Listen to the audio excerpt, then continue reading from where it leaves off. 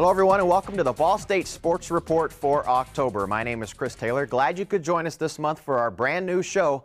We hope you enjoy what we have on tap this month. A little bit later we'll go inside the Ball State training room for a behind the scenes look at what happens in there on a daily basis. And from West Liberty, Iowa to Muncie, Indiana, we'll tell you why Ball State's Megan Hammonds is on pace to be one of the best volleyball players ever here at the school. But up first, it's the Justin Cross story. And in the freshman season, it was a good one for Justin Cross. But in the spring, he was diagnosed with leukemia. We recently had the chance to go to the golf course with Justin Cross as he returned to the course, but more importantly, returned to life. It's the Justin Cross story, and it's this month's top story.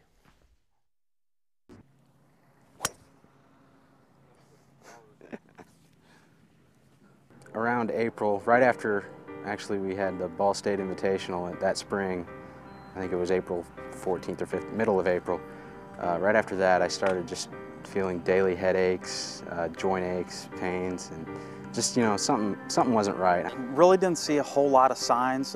Justin's a pretty quiet kid, and you know, one of the things about him, and we've talked about it since then, you want to talk about a strong kid, Justin Cross is it. Finally, my family physician referred me to an oncologist who, just to be safe, you know, he said he didn't think there was much of any possibility that it could be anything serious. That's when they decided it would be better to do a bone marrow aspiration. Probably one of the more painful experiences of my life. From now on, when I get bone marrow aspirations, I'm sedated. About a week later, I had left for the Indiana Amateur Golf Tournament. And my dad, I think, yeah, he knew the results the second day that I was playing there, and I was really playing miserably. It was a struggle to get through both rounds. You got that one on camera, didn't you? Come back that night, and he gave me the news, you know, the results, and told me, you know, it was going to be a pretty rough time ahead of me, but it was nothing I couldn't handle. And I can't really describe it, but the pain you get, I don't know, kind of deep inside you, it's just really, I really don't think I've been as scared as I was just then.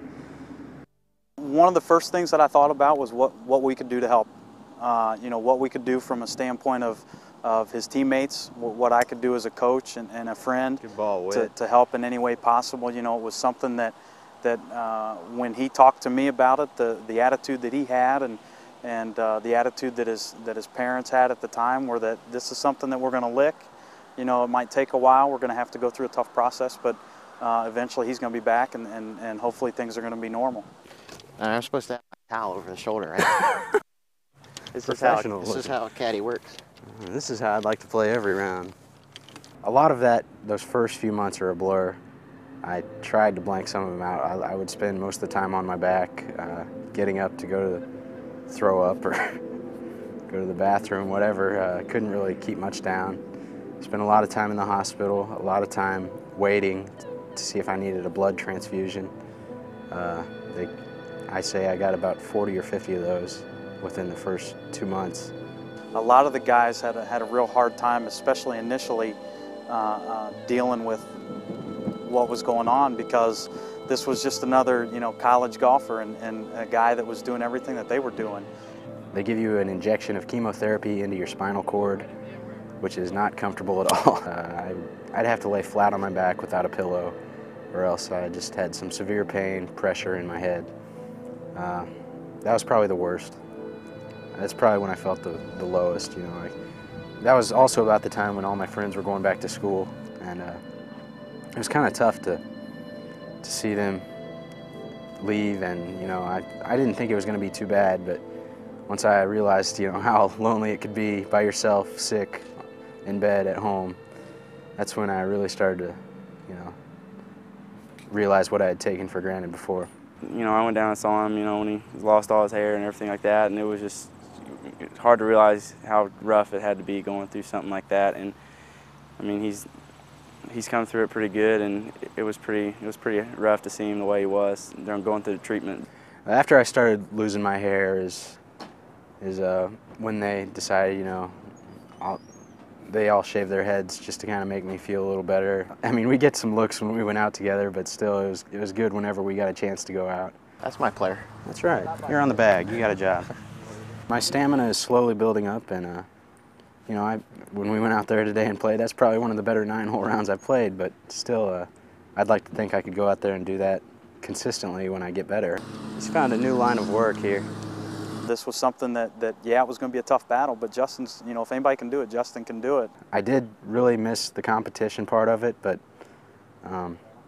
you know, maybe this helps put things into perspective. You know, I went from playing golf every day to not touching a club for about 7 months. So I can say those last couple months I was really, really ready to get out there and start swinging. You know, every once in a while he'll have some problems. He'll have some things that, you know, he's not feeling good, or maybe some of the medication or treatment that he's doing will slow him down a little bit, but he's doing a great job. When I came back, you know, they didn't treat me as, even though I wasn't up to their level this fall when I came back, they treated me, you know, just as a peer, and that's all I wanted. I got to thank Coach, you know, for saving that spot for me when I was sick, you know. It takes a lot of faith on his part in my ability to come back, so I really thank him for that. That's a ball. You staying on the bag here? Oh yeah. You saw what happened that last hole? Yeah, I guess I can't argue with results. I've been given a really good second chance here, and I got to do what I can with it. I got to make the best of it. Ooh, right in the heart.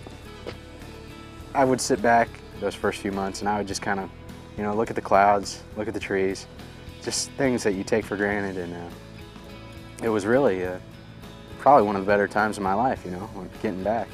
So hopefully it won't be the best, you know. Hopefully I have better days ahead, but I think that perspective that I got from all of it is really invaluable. Go in.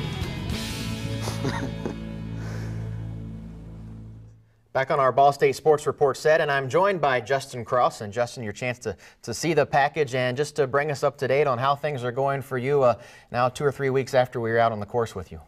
Well, lately I've had 1 dose of chemotherapy since I last saw you, and things went well. There were no abnormal, you know, test results, so everything's going right on track as far as my health is concerned. Been in remission for a little over a year now, so things are looking good on that front. Golf-wise, I've been playing a little better, you know, and just hoping to get out every day and practice as hard as I can to get back to the level of my teammates. When we were out at the course with you, it was a couple weeks before the Ball State Invitational, and that was a tournament that you had the chance to play in out at the Players Club outside of Muncie. Talk about that weekend and playing competitively again in a tournament like that. Well, as you know, I was really looking forward to getting back into it, and you know, it was kind of like my return to college golf. You know, it was how I wanted it, really low key. That weekend, I was kind of sick. Other than my overall illness, I kind of had a sinus infection, but and wasn't really feeling too well. But I thought I played really well the first day for as bad as I felt out there, and didn't really post that great of numbers, like 72, 75 the first day, and then all the scores kind of went up the second day, and I shot 7 over the second day. So didn't really shoot something lights out, but it was still pretty solid. I didn't embarrass myself out there, so I'm slowly getting back there. Are you able to keep it in perspective, knowing that I know you want to go out and play really well the first time you're out there and have those low scores, but to not play for over a year, like you mentioned, and then go back and pick up a club, are you able to keep it in perspective? Well, you don't want to have, you know, a crutch to lean back on every time you make a bad shot, but I'd say that I didn't get upset with myself over the course of the 3 rounds that I played, and